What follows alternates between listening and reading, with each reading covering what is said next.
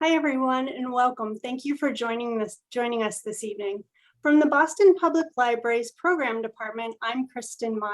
Tonight's conversation about Eyal Press's Dirty Work is presented in partnership with the Boston Public Library's Kirstein Business Library and Innovation Center. Curator Gregor Smart will welcome on behalf of KBLIC shortly in just a moment. First, though, a few items of housekeeping. We're in a Zoom webinar space, so your cameras and microphones are muted, but we do want to hear from you though. So you can go ahead and type your questions in the Q&A button on the bottom of your screen. You'll see some relevant links shared out throughout the conversation in the chat panel. Closed captioning is also enabled. If you'd like to turn it on or off, you can click on the live transcript button also at the bottom of your screen and toggle it on or off there. Copies of Eyal Press's Dirty Work, Essential Jobs, and the Hidden Toll of Inequality in America can be bought from our local independent bookstore partner, Trident Booksellers, using the code BPLSHIP for free nationwide media mail shipping. And we'll also add this information in the chat, and we'll do it again toward the end of the program as well. Or you can check your local library for that. Now, just a little bit about this evening's featured author, Eyal Press, and guest moderator, Dr. Kim Phillips-Fein. Eyal Press is a journalist who writes for The New Yorker and other publications. Since this past spring, he is also a sociologist with a PhD from York University. He is the author of 2 previous books, Absolute Convictions about the abortion wars that engulfed his hometown of Buffalo, New York, and Beautiful Souls, a book about individuals who displayed moral courage in dangerous circumstances. He has received numerous fellowships and awards, including an Andrew Carnegie Fellowship and the James Aronson Award for Social Justice Journalism. Dr. Kim Phillips-Fein, an historian and professor of history at New York University. She is the author of several books also, including the recent Fear City, and her essays have appeared in a range of journals and newspapers. We'll welcome Eyal and Kim in just a moment, but first, a greeting from Gregor Smart, KBLIC's curator. Thank you. Thank you, Kirsten. I'm so grateful that we are able to host this author talk tonight. While Dirty Work touches upon themes such as morality, complicity, and corruption, what struck me while reading was learning how communities, corporations, and our government have failed essential workers that are profiled. Workers who find themselves in morally questionable circumstances, but who have limited options due to a system that is often has a financial incentive to keep them underpaid and undereducated. I'd like to think that libraries and the Kirstein Business Library can be part of an antidote to that system. At the BPL, for example, patrons can take part in ESL language conversation groups. We help bridge the digital divide by providing loaner Chromebooks and Wi-Fi hotspots. And here in Kirstein, patrons can book our InnoLab, use a camcorder, synthesizer, or microphone to capture and tell one story. We offer career building, workshops, webinars, and offer access to Macs for building prototypes with our 3D printer. Know that you can book time with a librarian for resume review or practice interview questions. For budding entrepreneurs, we offer mentoring services and an access to a suite of electronic resources so that we can build a business plan, so that we can help build a business plan, research market data, or find new customers. We also host and connect patrons to outside organizations for financial empowerment. And it's free to all, our motto. Options and the possibility of expanded horizons is what libraries are all about. It is our hope that we can play an integral role in helping to guide these essential workers further down the track to find success, whatever that may be. With that, I will turn it over to Kim Phillips-Fein and Eyal Press. Thank you. Wonderful. Well, it's great to be here tonight. And Eyal, I thought we would maybe start out with you just telling us a little bit about the book and Sure. The book. Thank you, Kim. And I just want to first thank the Boston Public Library for hosting this conversation. I really wish we were having it in person. Books come to life in the hands of readers, and there's nothing more gratifying as an author than to see those readers come out to talks and to field questions from them. It's been the highlight of my book publishing career. This time we're going to have to do it a little differently. And I hope, nevertheless, we have a really rich conversation, because the other way that books come to life is through dialogue in the public sphere. I also really want to thank Kim, a brilliant historian and someone who has taken time from her very busy schedule to be an interlocutor tonight, bringing enormous knowledge of American history, of labor, of unions and working conditions. So as has been mentioned, my book is called Dirty Work, and it's subtitled Essential Jobs and the Hidden Toll of Inequality in America. And I want to just fixate a little on that phrase, essential jobs, because it's a term that we all recognize now, that has come into currency during the pandemic. And it was really fascinating for me to watch that happen, to suddenly see a national conversation unfold about essential jobs, essential workers, the workers who during the pandemic were bagging groceries, driving long haul trucks, warehouse handlers who were putting items being ordered by people who were sheltering in place and staying at home. That whole conversation unfolded over the last 18 months. And it became a conversation not just about work, but of course about class, because it quickly came to light that the people we were calling essential workers were predominantly in jobs that paid less, that often had arduous conditions, and that exposed them to all kinds of risks, even before the pandemic. But of course, during the pandemic itself, that came to the fore through their exposure to a potentially deadly virus. And so you had this kind of collective gratitude in society, but you also had a sense of, in a sense, all of us questioning ourselves. Wow, these workers do these hard jobs and they're hidden.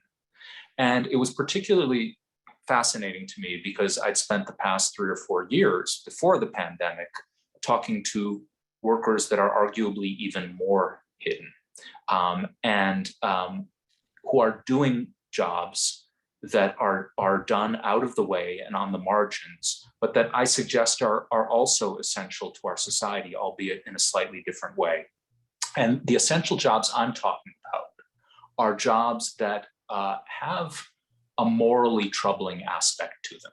So if we think of the slaughter of animals in industrial slaughterhouses, in meatpacking, which has both environmental impacts on the animals, and impacts on the workers.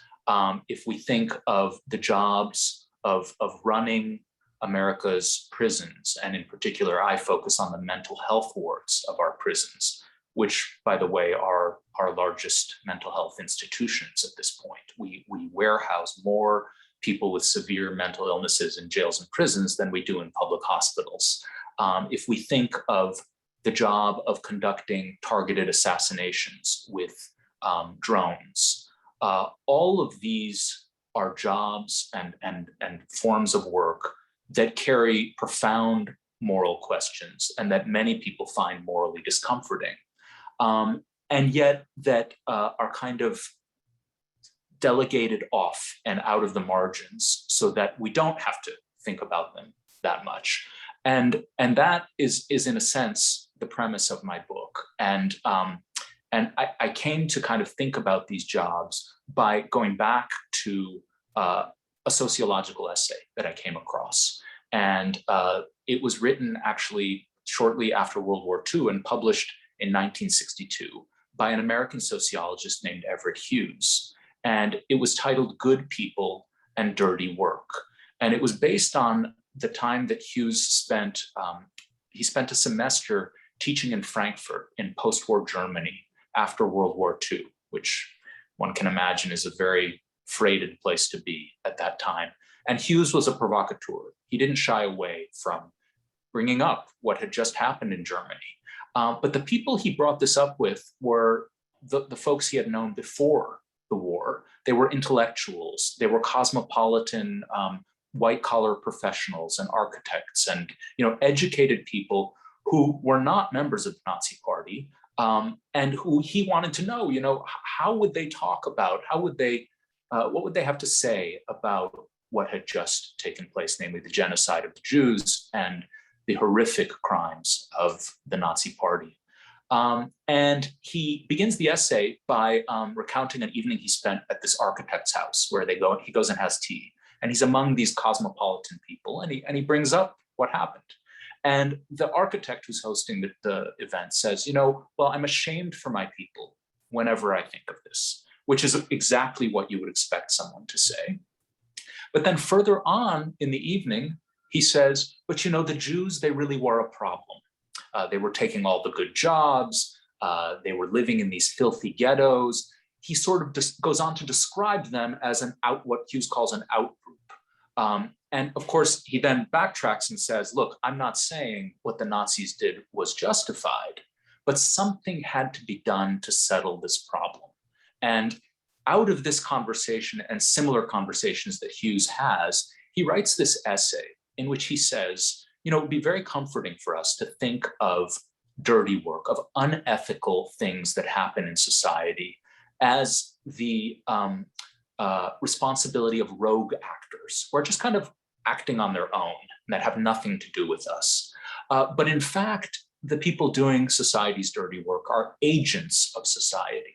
They have what Hughes called an unconscious mandate from society, which is not to say the people he met and spoke to, openly said this was a good thing. It's more that they didn't want to hear too much about it. They didn't want to ask questions about it.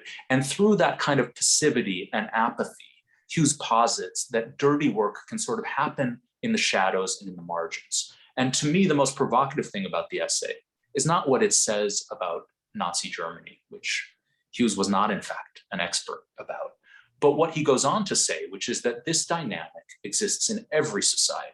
And in fact, Hughes made it very explicit that he was writing the essay to his fellow North Americans. He was thinking about the more subtle forms of dirty work that take place in democratic societies where many people he called passive Democrats sort of stand by and let this continue and let it go on without asking too many questions about what's being done in their name. And if you think about it, the questions he's raising, what kind of dirty work do we have in this society? What kind of mandate does it have from the rest of us? Those questions are actually much more relevant in a country like the United States than they are in Nazi Germany. Because in a dictatorship like the Nazi dictatorship or any country, contemporary North Korea, it sort of doesn't matter what the good people think. The regime is going to do what it's going to do. And there's no real role for society to shape that. But in a democracy, that's quite different. And of course, we can talk about how much our democracy actually represents the will of the people, but at least in theory, we have a say over what these things are and how they're done and the conditions under which they're done. So that's the point of departure from my book. And maybe I can get into more specific examples and stories as we continue having a conversation. Yeah, I think that gives an excellent sense of the thrust of the book. And I'd actually never heard of this Hughes essay myself and was very struck by it. I'd love to look it up now. I think that I think there are a couple of things about the book which are really quite remarkable. And the first is that there's a way in which I think it raises two questions that are not usually posed. And the first is, as you point out, the question of the relationship between these occupations and the rest of the society. And you speak about this partly in terms of inequality, but also how the sense that that the people who are doing this work are at once kind of prescribed and made to seem outside of the rest of the social order, but at the same time are doing things that actually need to be done for the society to exist, and which for our kind of society to exist. And I think that double relationship is very powerfully brought out in the book as a whole. And I'd like you to talk a little more about that. The second is that there's very little,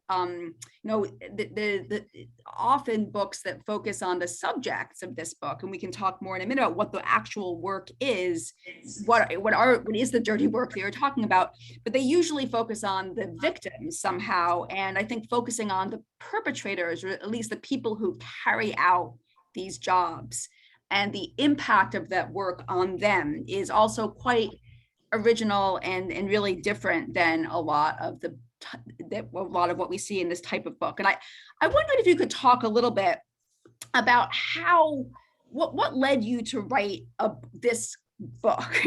How did you arrive at the topic?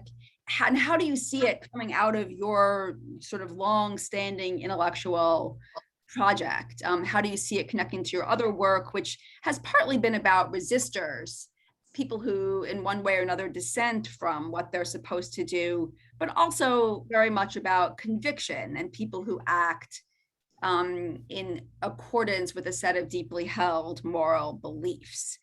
This book, in a way, is about people who are not acting in accord with their moral beliefs, or I suppose people for whom whatever their incoherent sense of morality comes up against what it is that they're actually doing.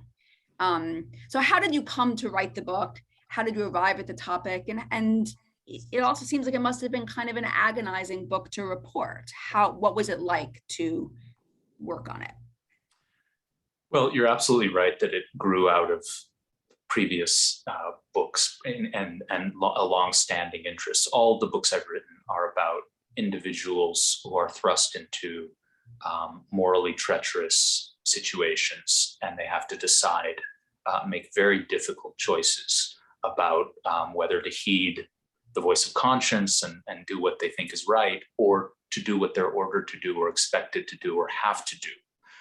My last book, Beautiful Souls, which was mentioned in the introduction, was a study of moral courage. And I looked at people in various situations, some in the United States, others in places like the Balkans, when ethnic cleansing and genocide was happening, who risked sometimes their careers and sometimes their lives to stand by their principles and, in a sense, to keep their hands clean, right? Not to do what they felt might stain or dirty them. And in the course of writing that book and researching that book, I kept talking to people and meeting people and researching and reading about people who didn't have that strength, who went along in these situations, who did dirty their hands. And so it got me really interested in their stories. And I was really compelled in part because one impulse I felt when I met these people, as I recall very vividly one night in the Balkans, talking to people who had participated in, attacking their neighbors in a war that became neighbor versus neighbor over ethnic identity. On one level, I felt horrified, and I felt an impulse to judge them. On another level, I wondered, how different would I have acted? How different would any of us act in such situations? And that really gave me pause. A lot of these, the stories I heard were from people who were 18 or 19 years old when they were conscripted into an army to kind of do things they were told had to be done for the nation to survive. And so I got interested in the stories of those who go along, and in the price not only society pays for that conformity, but indeed the people who get swept up in these situations. And as I thought about the United States, because I wanted this to be a book about America, and I thought about who is allotted the most morally difficult and morally troubling tasks in our societies, it kept occurring to me that it's not society's elites. It's not the powerful. It's people with fewer choices and opportunities. And let me just give a little example. The book opens with the story of Harriet Kraskovsky. And she is a mental health aide who who gets a job at a prison in Florida called the Dade Correctional Institution. And Harriet has no prior experience in corrections. This is after 2008, the Great Recession, the market crash. And the crash was very hard in Florida, and she couldn't find other jobs. And she had a couple kids, and her husband was unemployed. She starts working in a prison, and she doesn't really know what she's getting into, but she quickly comes to discover and hear stories from the patients in the mental health ward of the prison that they're being mistreated. She hears guys tell her, you know, they're skipping my meals. They're not bringing me food. Do you know that? She hears this more than once. And so she goes to her supervisor and says, you know, I'm hearing these stories. What should I do about this? The supervisor tells her, you know, prisoners tell a lot of false stories, so don't necessarily believe that. And by the way, our job is to get along with security. She sends her this message, you know, and Harriet doesn't need to be told that, because she knows when she's doing her work, when she's there at the prison, part of the reason she feels safe is there's a guard standing by the door, or there are a couple of guards in the rec yard where she is with people in this mental health unit. And at a certain point, she gets frustrated and she says something about how she doesn't like the conditions. And it's specifically about letting the prisoners out into the rec yard. They're not let out a couple of Sundays in a row. She gets frustrated. She writes an email about it. And suddenly she finds herself retaliated against. She's left alone in the rec yard. She's left alone in these group sessions. And it dawns on her, oh, they're sending me a message. I can't cross them. They run this place. I don't.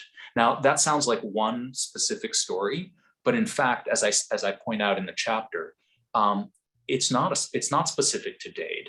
As mentioned, jails and prisons are the largest mental health institutions in this country. The people who are entrusted to provide the care, on the one hand, are supposed to, you know, not violate basic medical ethics. If they see abuse, they should stand up for their patients. On the other hand, they're beholden to security. They're beholden to the guards, and they're doing their work in a violent and dangerous environment. And what that caused in Harriet's case was silence. And she remained silent even as she subsequently learned of far more horrific abuse that was happening at Dade, including what was called the shower treatment. Guards were taking prisoners into a shower whose water temperature was controlled from the outside, and essentially burning them. The water was 180 degrees, which is hot enough to brew a cup of tea. And Harriet goes to work one day and she learns that a prisoner named Darren Rainey was locked in that shower and he died there.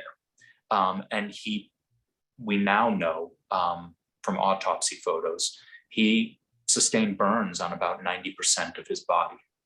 She learns this, the other mental health staffers learn this, they don't say anything. And again, on one level, one can say, well, that's reprehensible. You have to come forward. You are a mental health professional. You must say something here. On another level, how many people actually would, knowing the risks that come with that? And so what ends up happening is that Harriet and a lot of the other people at mental health staff at the prison just silence themselves and live with their guilt, live with the idea that they are allowing this to happen. And just to circle back, Kim, to your first point about inequality and why I sort of got interested in how this reflects and mirrors the inequality in our society, elite psychiatrists don't work in places like the Dade Correctional Institution. It's people like Harriet. And the psychiatric profession is aware that so many of the sickest people in our society are getting their treatment in jails, and treatment should almost be in quotes, in jails and prisons. But because of that kind of division of labor, which is replicated over and over in our society, the moral conflicts get delegated and sort of left to the people at the bottom. And the profession itself can pay less attention because it's not a central concern to people who are, running the conferences at the American Psychiatric Association and so forth. So that's sort of an example of how inequality shapes dirty work in America and plays a role in the stories I tell.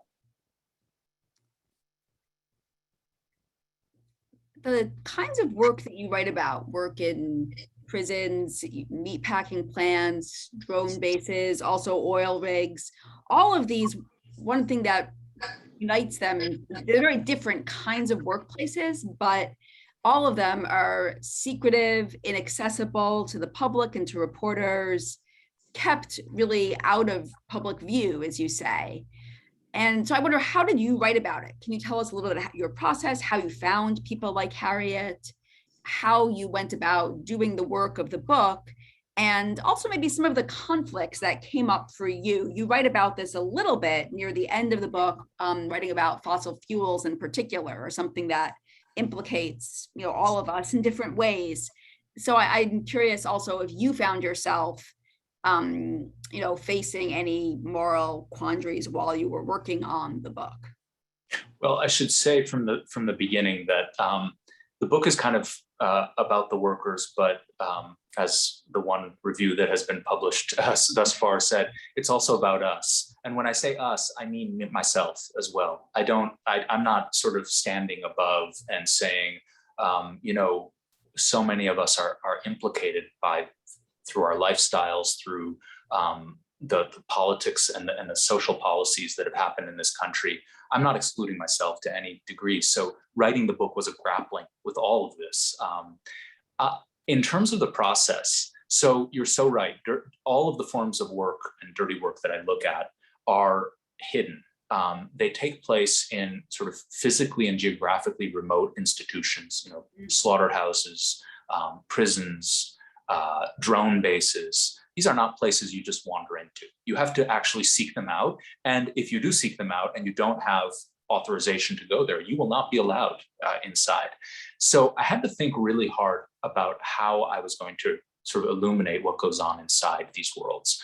And it was pretty early on that I felt, it was actually while doing the story about Harriet and the Dade Correctional Institution, that I came to the conclusion that going in through the front door wasn't going to show me much. What I was going to get if I toured facilities, and I do some of that in this book, but what I get when I do that is a stage managed reality, right? It's they know I'm coming. And so, when reporters or outsiders or public advocates, politicians, anyone go into these sites, there is a filtered reality that folks see. So I felt like I couldn't write the book based on that. Another way to do it would have been to go undercover, as some people indeed have done. There are books written about prisons. Ted Conover's wonderful book, in which he actually works as a corrections officer to try to get that. But I decided not to do that as well because I wanted to look at multiple sites. And I felt, if I'm going to get multiple sites, how am I going to get inside?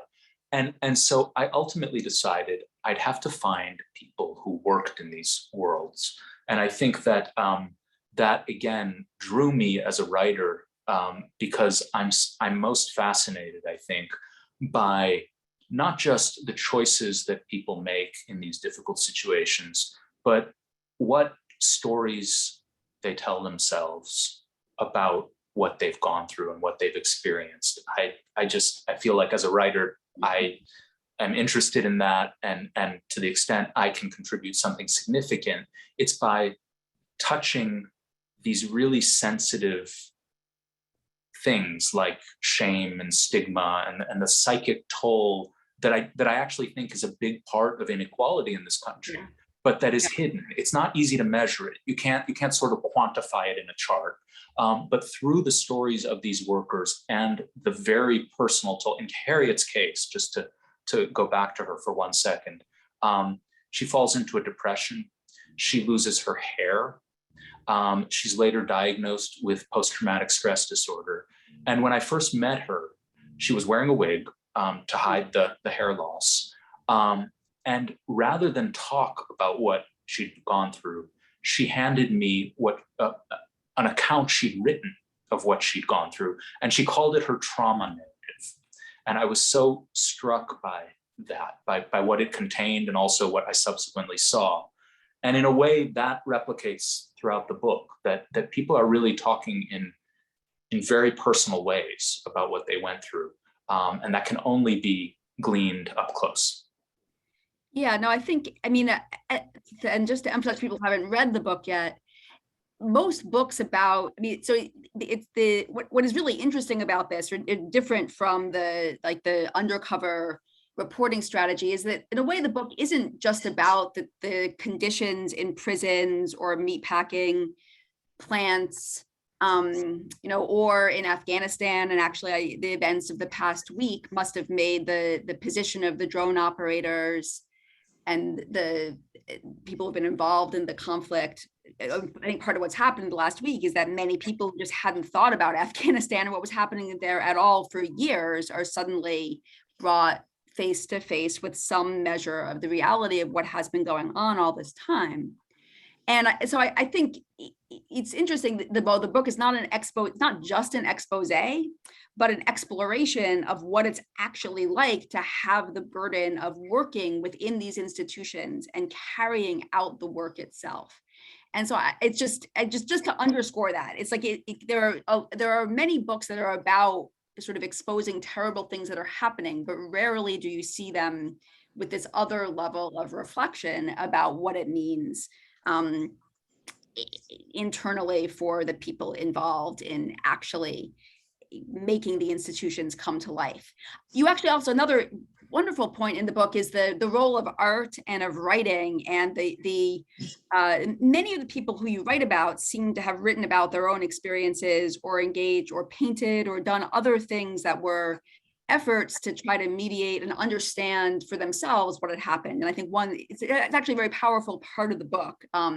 Maybe we can come back to this at the end, or the role of sort of seeing the people like Harriet or Floor, who's a chicken processing worker, just the efforts that they go to make sense of their own lives and to articulate their sense of what's happened to them and their complicated relationships to it is really interesting. You see them as, it really is a story about, the book is about agency and what people do and try to do to understand the world they live in and the role they play within it.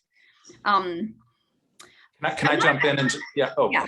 Well, I want just to kind of go back to the question that you were raising about inequality and virtue, which is another major theme of the book. And as you spoke about it, I was thinking, we think so much about morality as something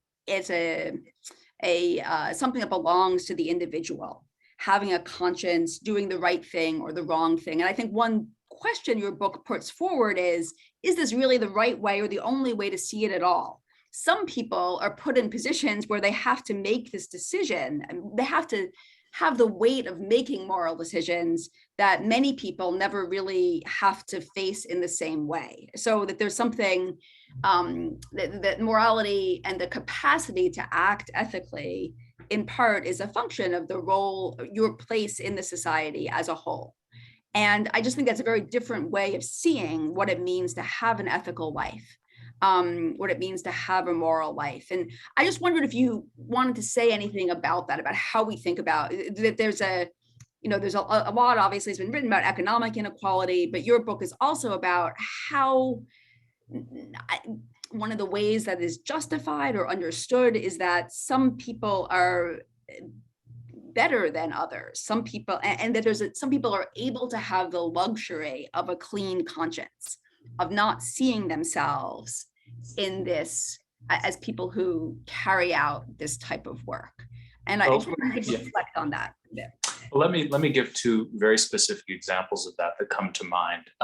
You mentioned Flora Martinez, who worked in a poultry slaughterhouse. And I tell her story. It's an extraordinary story of what she went through. But there's a point very early in her story where she actually sees that although a lot of the killing of the chickens, she's one of the first jobs she gets at the slaughterhouse is hoisting the chickens onto these conveyor belts. And then they sort of pass through an area where their throats are slit and they're defeathered through without any workers there, and they just come out the other side. And then at that point, they're going to be dismembered and cleaned and all of that. But some of the birds don't make it through that, even through the throat slitting, the electrocution. This is all very graphic, I'm sorry, but and so the birds make it out and they're still alive. There is a person whose job is at that point to kill the bird if it makes it through, and to literally slash its throat with a knife. Just as in beef slaughterhouses, there is a person who operates the knocking gun, the bolt gun that kills the cow. And the first time Flor sees this, she cries, and she says to herself, "I'm never going to eat chicken again." That concern quickly goes away as she has to do the job and she's an undocumented immigrant, and she's trying to make ends meet. And like so many of the workers that I met in that plant, she does not have the luxury to foreground that concern in a way that a consumer who will never set foot in a industrial slaughterhouse can go to can go to Whole Foods and pick the poultry that has the nicest label, that makes them feel most virtuous, humanely raised, no antibiotics. Doesn't say anything, by the way, about the treatment of the workers, which is not unknown to those workers, because they often say, consumers seem to care more about the treatment of the animals than the treatment of us. But that's an example of moral inequality right there. Like who has the luxury to foreground those concerns and who doesn't? In a very similar way, there's a drone operator I write about who comes from a small town, and it's poor and there aren't a lot of jobs. And she ends up enlisting in the Air Force to get out and to travel and to hopefully get some opportunities, which, let's face it, is a big reason why a lot of people join the military in this country, particularly since we've eliminated the draft and made it a kind of, it's voluntary, but it's voluntary under what I refer to as, borrowing from the philosopher Michael Sandel, it's a choice made under the pressure of economic necessity, both in her case and in many other cases. And she goes in and eventually becomes an imagery analyst in the drone program. And at first is fine with it, and then starts to not be fine with it, and starts to really doubt, who's being killed in these strikes? What is the point of them? She's watching, areas of Afghanistan where soldiers are dying and no progress seems to be made, which is very much what we just learned in the news. And she comes out of the base, and there actually are some protesters there, and they're saying, don't join, don't be involved in this killing, and they have, some of them are with these graphic signs and images, and it infuriates her. And what infuriates her is, I think, not just that she's having these doubts herself, and it stirs such difficult feelings, but the feeling she has that, they don't know, that I wish I had the luxury to be in their shoes. They don't know what it's like to be in mine. They don't have a clue about what led the people in my unit to serve in this program. And this sort of sense of condescension. Now, I'm not saying, I don't want to make a blanket criticism of those protesters, and I don't in the book. And I also don't want to suggest that, as you very nicely said, the people in the book are at once perpetrators and victims. I think that in different passages and in different parts of the book, I'm trying to get to that complexity and to let readers decide for themselves what to make of this. But I do want, I wrote the book from the perspective of these frontline workers, because I think it's so easy to judge them from afar, and much less easy to do that when you hear about their lives and when the stories are grounded in the social context that unfolds, and in a society where, as I said, if you're the more privileged and powerful you are, the easier it is to never have anything to do with this. Not only not to do it, but to never see it. Well, I think I'll ask maybe one more question and then we can open it up for the audience to send questions in. But there's one question that I thought of that troubled me reading the book was all of the areas that you write about are ones that have, as you point out with the Code Pink protesters, there is significant disagreement within the society about all these undertakings. It may be different measures of critique and different types of resistance or different forms of disagreement. So I wondered, how do you think about, there are people who want to abolish prisons, reform the criminal justice system in many different ways. There obviously were many critics of the war in Afghanistan, let alone the drone program in particular. There are different types of critiques of the meatpacking industry. So these are all areas that have significant social division. They aren't just things that everybody equally agrees about, nor in a way are they things that everybody benefits from equally either. And so I just wondered, how do you think about accountability in that framework? Are there divisions, distinctions, in whose name is the dirty work being done really? Or how do you think about the tensions around that? It's a great question. And just to go back to the protesters at that base, because I talked to one and I sort of profile her, and to her credit, I would say she is the opposite of what Everett Hughes called a passive Democrat. She is thinking very much about, these acts are done in my name. I'm responsible. And therefore, I have to come out and act according to my beliefs and my conscience. And so it's not simply a blanket dismissal by any means of the folks who are doing that. And you're right that there are divisions. And I should also say, one of the premises of the book is that dirty work is not etched in stone. It can change. And you mentioned prisons. We've talked about drones. We've talked a little less about fossil fuels, and which I look at, and the consumer products that are so central to the American way of life, behind which so much dirty work lies. In all of these areas, public awareness, public consciousness has shifted quite significantly over, I would say, the past decade or so.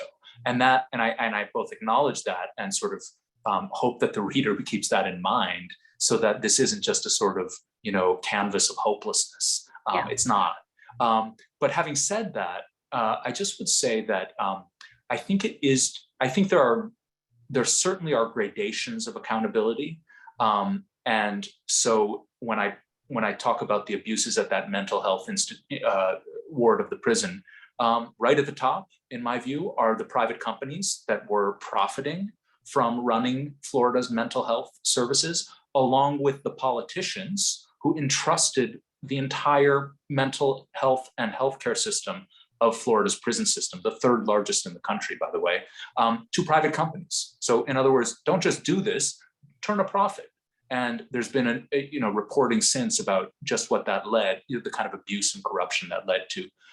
They're more accountable, they're more responsible, their hands are dirtier than the rest of societies.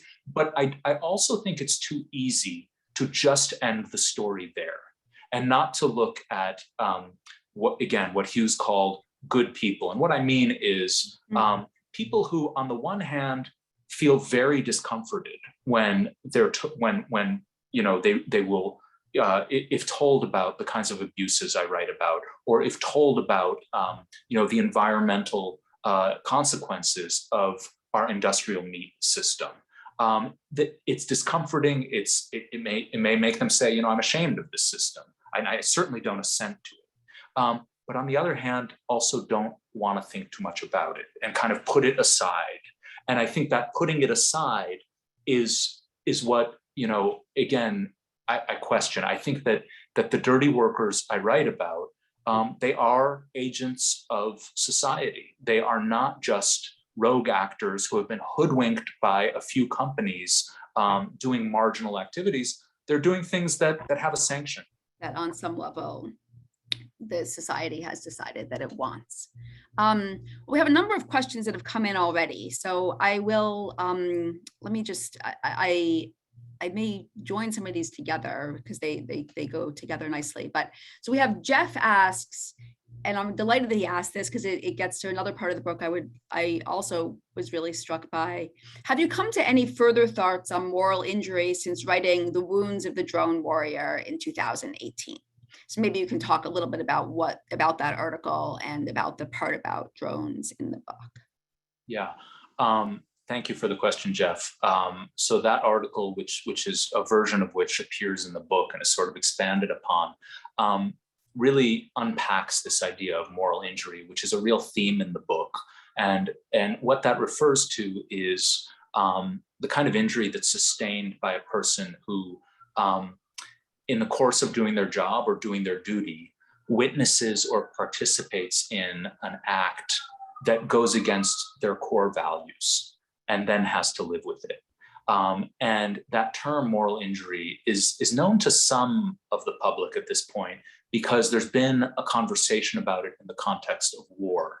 But I suggest in the book that it's not limited to the military, that moral injuries can be sustained in any number of jobs and any number of sectors where people, again, witness or participate in things that go against their core values and that they then have to make sense of somehow. And actually, during the pandemic, that term moral injury was in the newspapers quite a bit because we were reading about emergency workers and doctors and nurses who had to make excruciating decisions about who gets, the last ventilator at the peak of the pandemic, and who should get it. Should it go to a younger woman who is pregnant? Should it go to an elderly man who, without it, might not survive?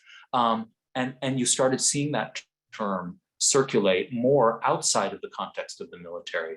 Part of the contribution, I hope, of my book is to get us thinking about moral injury as something that pervades probably every profession. And I certainly think it is something that permeates the sectors I wrote about. I have two questions from David and Sharon, and they're sort of linked, so I'll ask them together. What are your thoughts on how societies can protect people from morally and psychologically adverse work conditions? Then from Sharon, how do we give agency to those who struggle to pay bills from day to day and often cannot speak up for themselves? I haven't really, I should say that I'm an author and an analyst of these conditions, not a policy expert. So I don't have a set of simple solutions, but I do think that it begins with awareness. I think that so much of how dirty work unfolds and how it is organized is premised on both secrecy and apathy. And I think those two things actually work together. It's not just that it's hidden from us. Mm-hmm. It's also that it becomes very easy for us not to pay attention to it. And so I think that, it begins with awareness and conversation and dialogue. And without that, it can just sort of be perpetuated without questions asked. Yeah, it brings up another question for me. Maybe I'll ask at the end after we get the audience questions out. But I think we have Genesis asks, do you have any thoughts about the rhetoric of essential workers that the nation used during the pandemic? And that's connected a bit. Someone else has asked that, as you point out, the pandemic there's a lot of attention given to healthcare workers who are forced to make very difficult decisions. Are they dirty workers in the same way, or how do we think about the relationship of that group of people to the kinds of issues that you're talking about? Right. So on the point of essential workers, I would say that there's a real, I think you have to almost put quotes around those terms, because essential, yes, society can't run without them. But in terms of how we treat them, we in meatpacking, in prisons, in other places, what we see is that their lives are often expendable, and we don't actually want to hear too much about them. And I wonder how much attention will continue to be paid to essential workers once the pandemic fades? Will they just fade back into the background? If so, that would be a real shame. In terms of, there was another question that you just raised that now slipped my mind.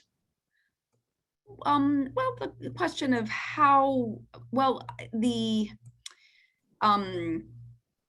I know what it is. About the healthcare workers. The question, the question about healthcare workers. I'm sorry. The question about healthcare workers, such a good question. And do I see them as dirty workers? No, I don't actually. And I actually say very early in the book that it was very moving, and it is very powerful and moving to hear about physicians and frontline responders who were placed in these very morally difficult situations. But one very key difference, certainly in New York where I live, and I think across the country, is that society treated those who were doing this work and who were in these dilemmas as heroes. And very quickly, newspapers, USA Today and CBS Evening News, I would watch, and the New York Times Magazine, I was watching an enormous amount of attention and space given to the discussion of these dilemmas, precisely because this work was seen as heroic, was seen as admirable. But what if you're placed in those morally tenuous situations and you have these incredibly difficult ethical questions to sort through, and you're doing a job that people look down on, that is stigmatized, that is kind of seen as, a stain on you? That, I think, carries a very different psychic weight and a kind of social, it's much more difficult to hold on to one's dignity, to hold on to one's self-respect, to hold on to one's place in the community when you're not only feeling, God, I'm making these incredibly difficult moral decisions, but nobody wants to hear about what I do. And in fact, I don't want to tell you what I do because there's shame associated with it. I think your answer points out another kind of theme or question in the book, which is also raised by some of our questioners here, but in a way, it's not so much people generically know they know that prisons are terrible places. They know that, animals are killed in terrible ways in slaughterhouses and that the workers are not treated well. Those things, the details, perhaps, they don't know about people being scalded to death in showers, but they know in some general way what is happening. And so the question is, why is it that it does happen? Why, what is the knowing and not knowing that goes into the whole, that sort of surrounds the whole society. And we have a question here from Lou, who says that the stories you've related seem to point to an absence of a moral compass in many institutions, or to put it more starkly, this is not my concern. I know there's not a simple answer, but where and how do you think pressure can be applied to reset a collective moral compass? Earlier, Nira asked, what can be done to create a kinder United States? And I guess I would just kind of throw on to that also. How do you think, can many of these jobs, can you make peace with them? Or what does it mean? Would it be better if there weren't people who experienced, I don't know, can these jobs be, how can they be transformed? How can they be redeemed? Is the purpose to psychologically adjust people who carry out this burden? Or is it somehow to make it so that they don't have to carry it out or change the nature of the work and in such a way that it is no longer? I don't know, some of these things you can change the nature, the conditions of the work, but the end purpose of it may remain profoundly troubling. So how to grapple with that? What can be done? Well, I think that if we had more public dialogue about this and more exposure, it may be the case that people say, well, yeah, I know that what takes place in industrial slaughterhouses is pretty awful, but it's worth it. It's worth it to me, and I'll own that, and we should all own I know that it's pretty awful to warehouse people with severe mental illnesses in jails and prisons, but I'm not willing to have my taxes raised so that there's a more adequate public health system and less inequality in care. So that's fine for me. Okay, there's something troubling about drones. It's not a pleasant thing, but I don't want us sending our boys overseas. I don't want the United States sacrificing its own soldiers' lives and putting them at risk. So I'm fine with fighting this way. If we had open conversations about all of that and just decided this is the way we are, we're all kind of in this, and we all share responsibility for it to some extent. Maybe that's the way things would end up. But right. It's striking to me that we don't actually, and that part of the organization of dirty work, it enables us as a society to, in a sense, not think about any of those things. We don't have to feel that we're making these compromised choices or that we're implicated in any way, because they happen out of sight, out of mind. And to me, there's a fundamental lack of integrity in that as a society, that we're somehow not actually facing and acknowledging these are the choices we're willing to make. And my hope certainly would be that through those conversations, we decide some of these things we don't want. We really don't want to have the world's largest prison system. I think we have decided that in the last decade or so, both on the left and the right, for different reasons. But I think there's a sort of real push back against mass incarceration. Well, do we want to have a society that just has severely mentally ill people cycling through these violent, abusive places that are both dehumanizing to them and dehumanizing to the staff? Do we really want that? I mean, this is a country that shut down asylums because of the horrors that were going on in asylums. So let's think about the horrors going on now that are even worse in many ways. Are we okay with that?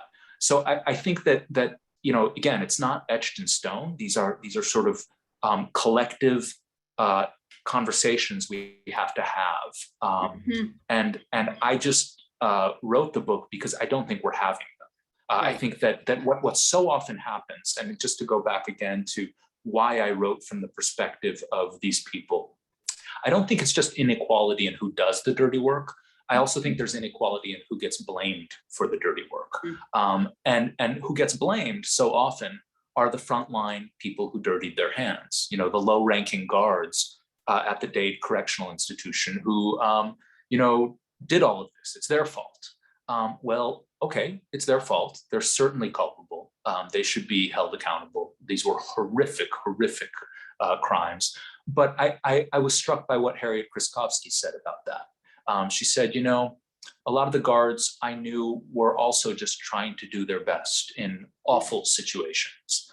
And I don't really blame them, because the people in that prison are what she called throwaway people. This was the conclusion she came to after kind of thinking about, the larger structure. So I think that we have to think about the larger structure and not just the easy way to cast judgment on the people who dirty their hands.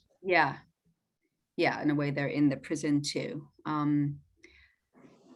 wondered, actually, I think we're just about at time, but did you want to speak briefly about the VA hospital exercise, or to read that quote? I have it here if you want. But Sure, I will happily speak about that, because again, I think that I think that no less than in my book Beautiful Souls, there are moments of real grace and dignity in the stories that I came across, even as so much was upsetting and so much was painful to kind of hear about. And nowhere more so than at this public ceremony I attended at a VA medical center in Philadelphia. And I was trying to think about, moral injury is something that's experienced personally and privately. Is there any way that as a society we might kind of talk about it in a different way? And I went to this chapel in the VA center where a group of veterans of America's recent wars spoke about their moral injuries and spoke about things that they had done that society had sent them to do. And one soldier in particular at that ceremony came forward and he spoke about a missile strike that he had called in, thinking there was enemy fire coming from the second floor of this building. And when the smoke cleared, he saw that there was no enemy there, and there were the bodies of civilians.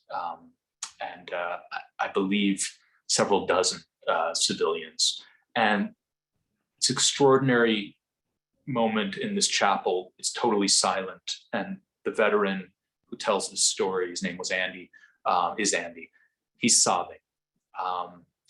And the ceremony could have ended there, and everybody could have walked away. But instead, the next step was for the people in the audience to be called forward.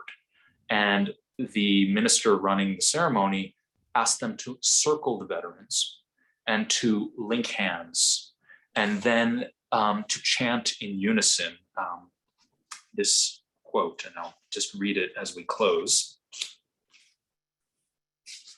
And I say at the end of the book that I think it's a message every dirty worker in America deserves to hear. We sent you into harm's way. We put you into situations where atrocities were possible. We share responsibility with you for all that you have seen, for all that you have done, for all that you have failed to do. Just find that incredibly powerful and in a way very hopeful. And by the way, I heard recently from the minister who ran that ceremony that Andy's doing pretty well. And I think that speaks to something, which is if we can communalize some of this, it takes it out of that sort of private suffering into a public conversation in which we all acknowledge responsibility. So that's my hope with this book. All right, thank you. Thanks so much.